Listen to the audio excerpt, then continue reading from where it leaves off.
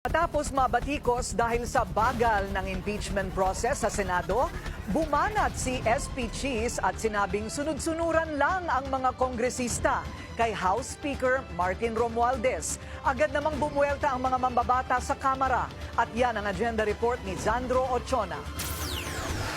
Ayaw ng patulan ng mga kongresista ang patutsyada ni Senate President Cheese Escudero na sunod-sunuran lang sila kay Speaker Martin Romualdez. Sabi nila, gawin na lang ng Senado ang kanilang trabaho.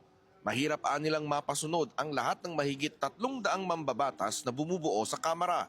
Kanya-kanya po kasing districts, hindi naman po magiging seasoned politicians yan kung the mere na susunod na lang po sila sa isang batas. Kailangan po ang desisyon natin at the end of the day nanggagaling po sa mandato ng taong bayan. Sabi pa ng isang kongresista mula sa Maynila, ni hindi nga sila nagkikita ni Speaker Romualdez.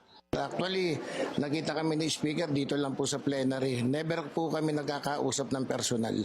Matibay pa rin ang paniniwala ng mga kongresista na matutuloy pa rin ang impeachment laban kay Vice President Sara Duterte dahil ito raw ay ayon sa konstitusyon. Para sa agenda, Zandro Ochona, Billionaire News Channel.